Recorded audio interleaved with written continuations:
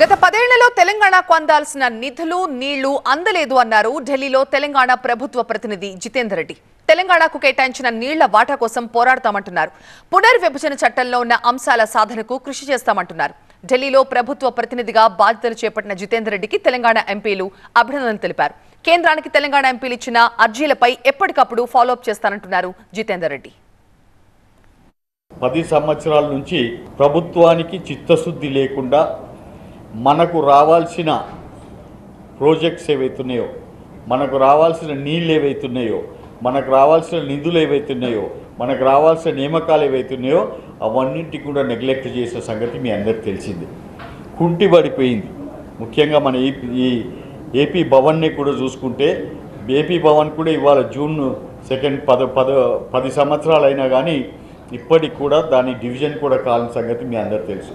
అదేవిధంగా కేంద్రం నుంచి మనకు రావాల్సిన వాటా, కృష్ణానదిలో రావాల్సిన వాటా ఇప్పటిదాకా కూడా వాళ్ళు తేల్చలేదు.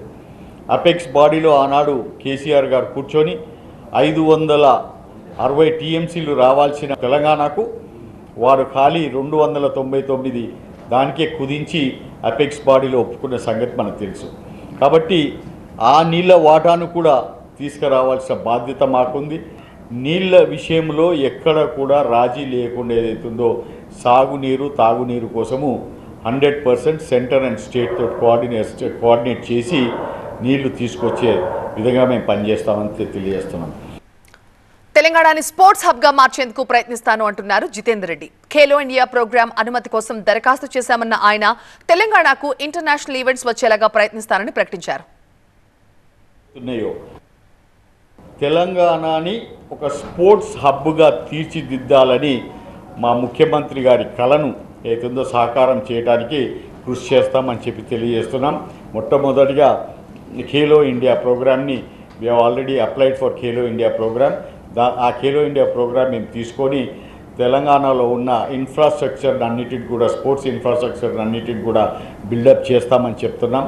అంతేకాకుండా రేపు పొద్దున రాబోయే స్పోర్ట్స్ ఏవైతున్నాయో ఇంటర్నేషనల్ స్పోర్ట్స్ ఈవెంట్స్ కానీ అవన్నిటిని కూడా తెలంగాణకు వచ్చే విధంగా కూడా మేము చేస్తాం. ఒకవేళ 2036లో ఒలింపిక్స్ వస్తే, ఇండియాకు ఒలింపిక్స్ అలాట్ అయితే హైదరాబాదులో కూడా కొన్ని ఈవెంట్స్ జరిగే విధంగా దీన్ని తీర్చిదిద్దుతామని చెప్పి తెలియజేస్తాం.